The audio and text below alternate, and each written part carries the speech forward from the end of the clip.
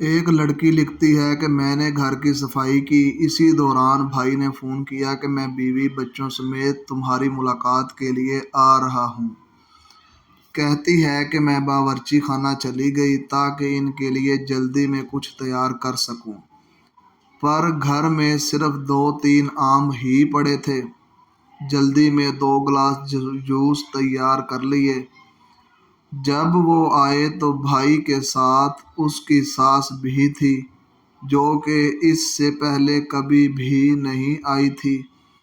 تو میں نے 2 گلاس جوس ماں اور بیٹی کے سامنے رکھ دیے اور پانی کا گلاس بھائی کے سامنے رکھ کر کہا کہ مجھے معلوم ہے کہ آپ کو 7 اپ پسند ہے۔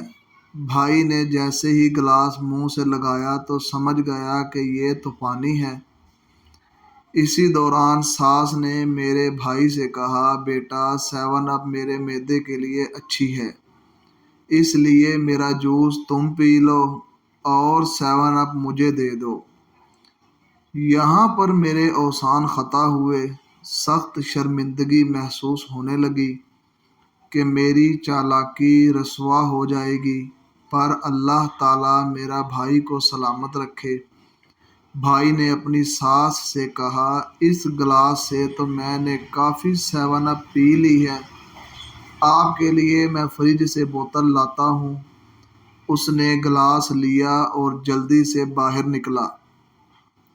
تھوڑی دیر بعد ہم نے گلاس ٹوٹنے کی آواز سنی۔ بھائی واپس آیا، ساس سے کہا، 7 اپ کی بوتل تو مجھ سے گر کر ٹوٹ گئی ہے اور میں جلدی سے آپ کے لیے دکان سے ایک بوتل لے آتا ہوں۔ ساس نے سختی سے انکار کیا کہ چلو یہ میرے نصیب میں نہیں تھی۔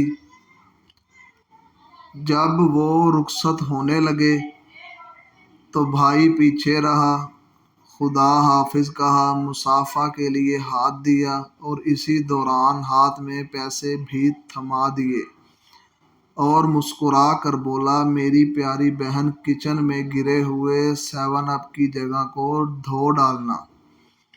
اسی طرح میرے پیارے بھائی نے میری کمزوری پر پردہ بھی ڈالا اور میرے ساتھ مدد بھی کی۔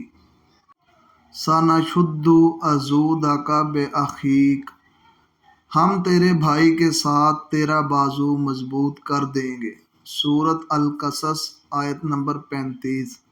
خدا را اسی طرح بھائی والا رشتہ نبھائیے۔ بہنوں کو تو بڑا مان ہوتا ہے، اپنے بھائیوں پر ان کے اس مان کو ٹھیس نہ پہنچائیے۔